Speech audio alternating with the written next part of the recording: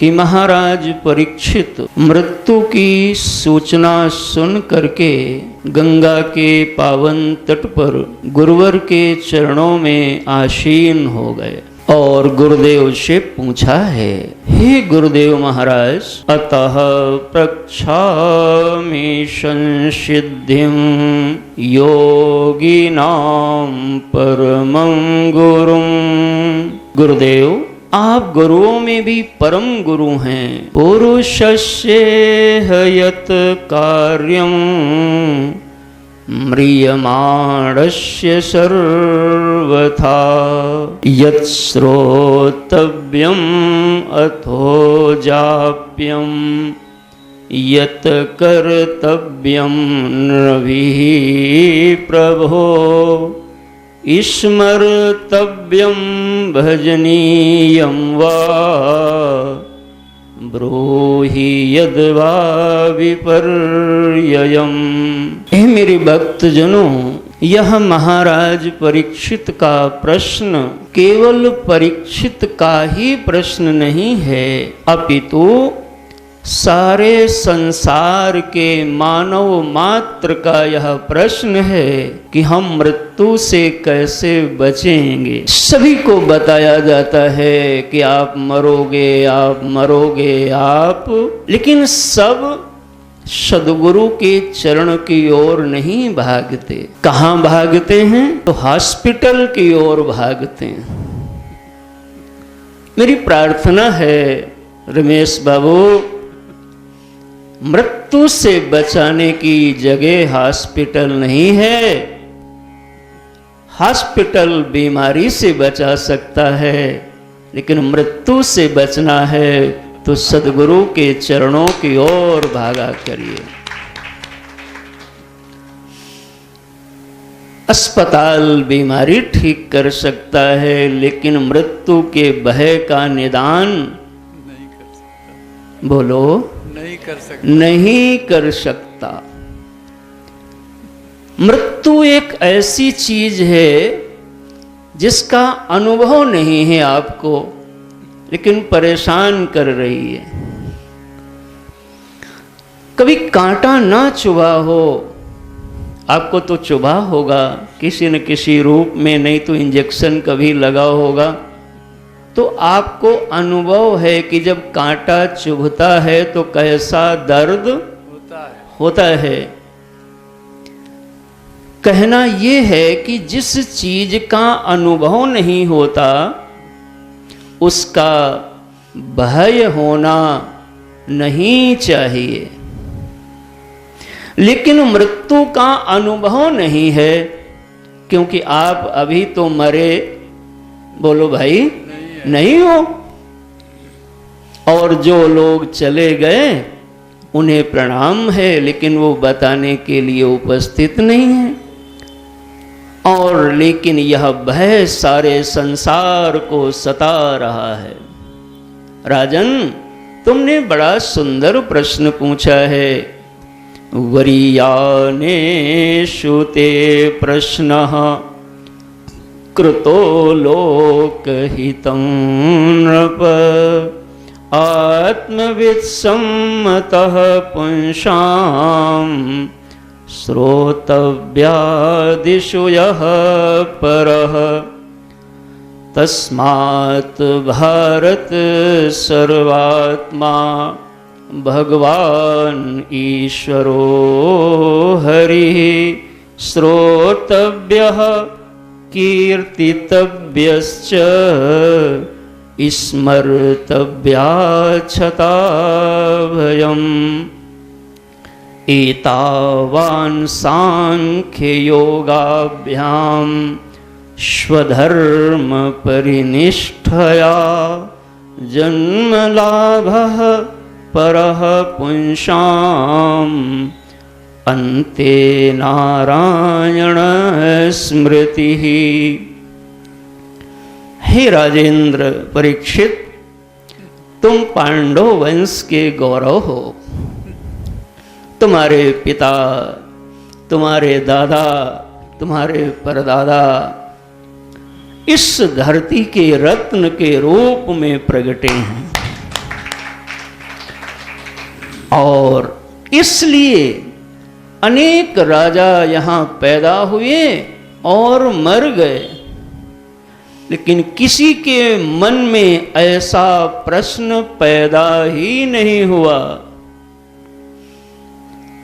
मनुष्य रोज पैदा होते हैं, रोज मरते हैं, और कहीं कोई नामो निशान दुनिया में उनका नहीं रह जाता है।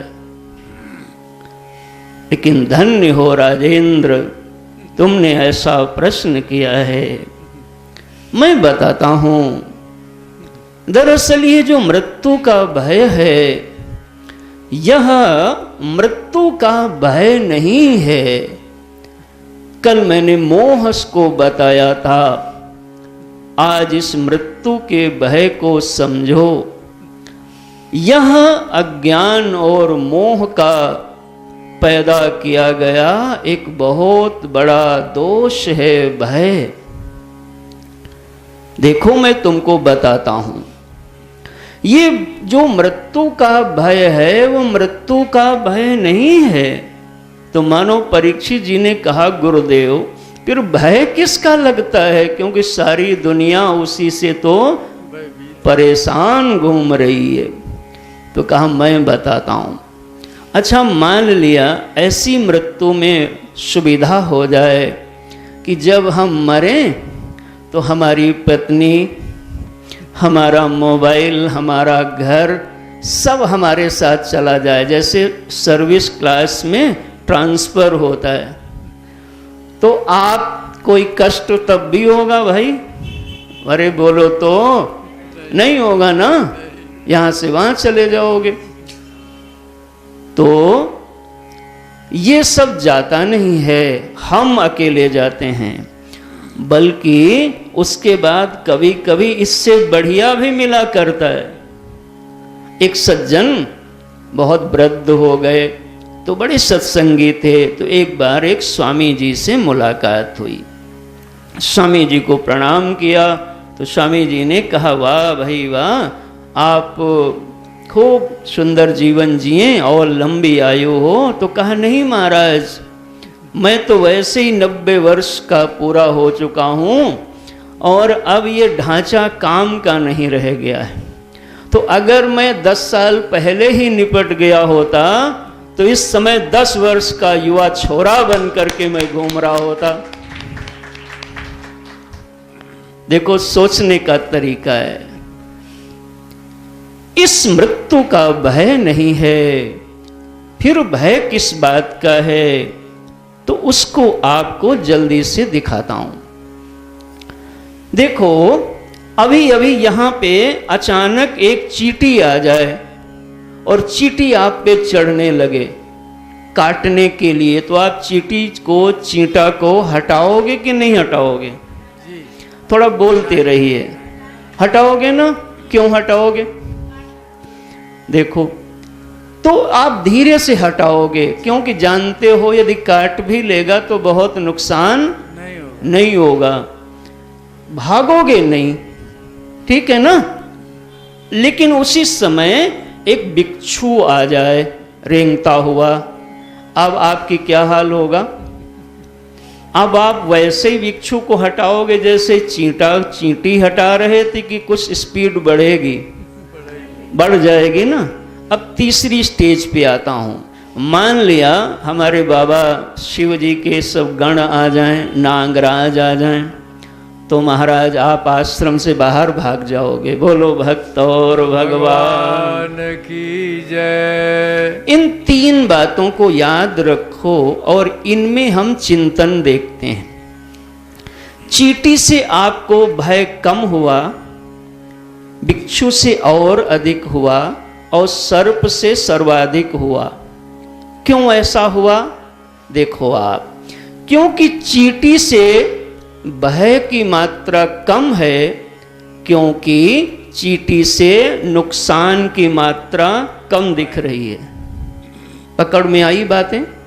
बिच्छू से अधिक है, क्योंकि बिच्छू से हानि की संभावना अधिक हो गई, तो भय की मात्रा भी अधिक हो गई। और सर्प से भय की, हानि की मात्रा सर्वाधिक हो गई, इसलिए भय की मात्रा भी सर्वाधिक हो गई। इसका मतलब क्या बना, सूत्र क्या बना कि हमारा भय का नियामक नुकसान है, हानि है। भय का नियंता हानि है, भय का नियामक नुकसान होता है।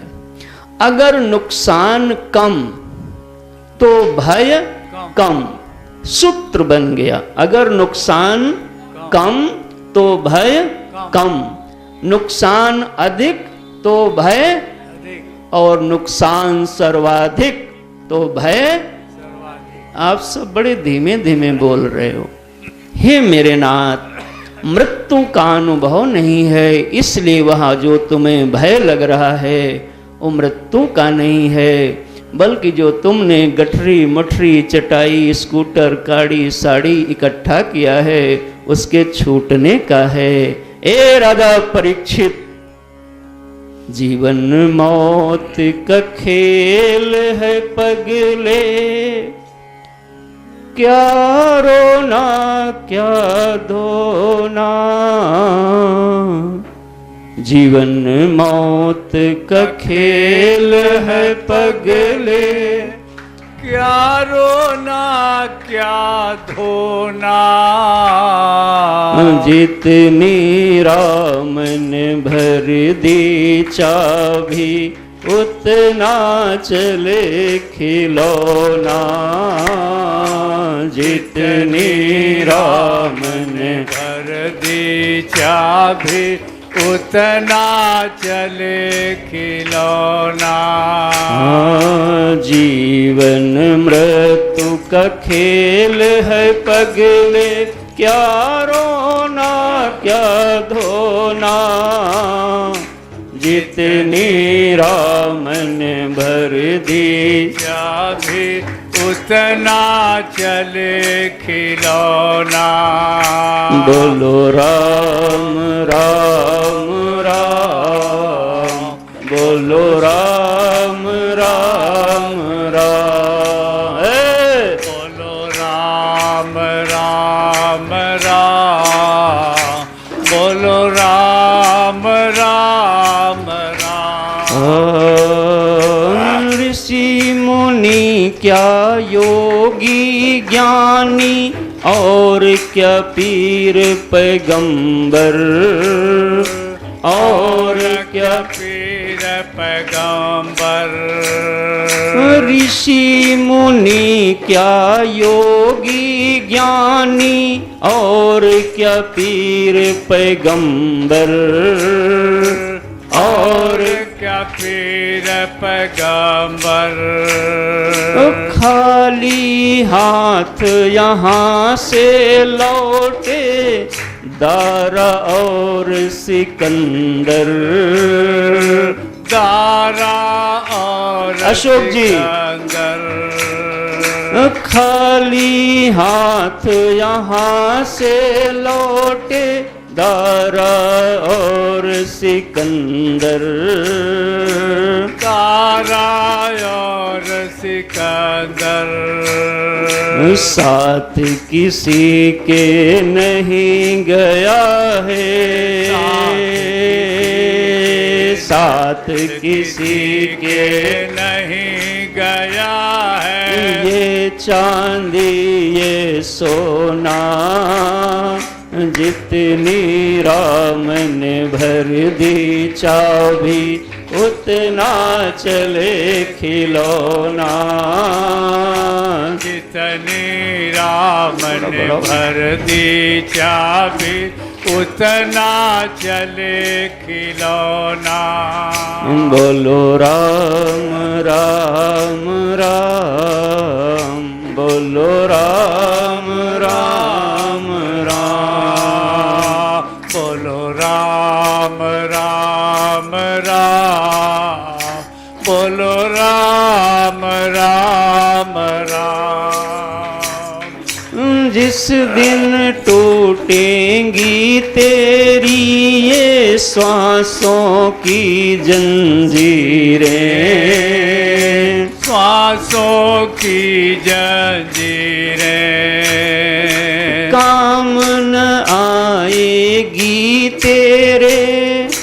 कुछ तेरी जागीरें, कुछ तेरी जागीरें, मौत के आगे चले न जग में, मौत के आगे चले न जग में, किसी का जादू टोना, जितनी राम ने भर दी चाबी उतना चले खिलौना, जितनी राम ने भर दी चाबी उतना चले खिलौना।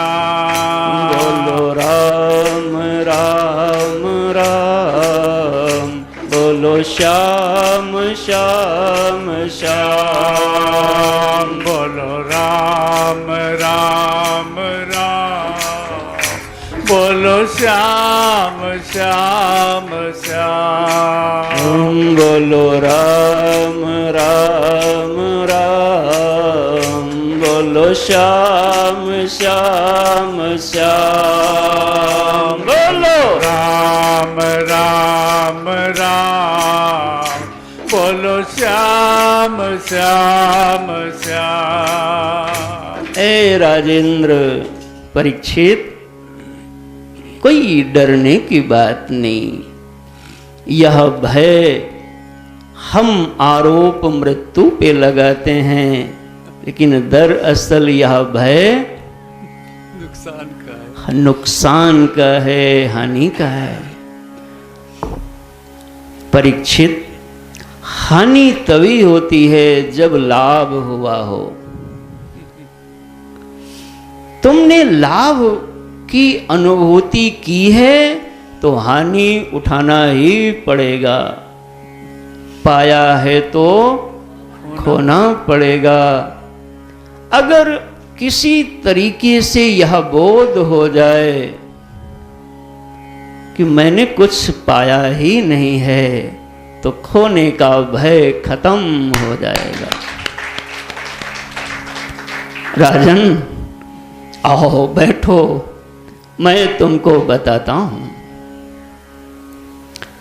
दरअसल यह लीला हमारी माँ माया की है, मोह की है, अज्ञान की है। सब भगवान का है, लेकिन हम कुछ भी भगवान का नहीं समझते। चटाई से लेके सिंहासन तक अपना समझते हैं।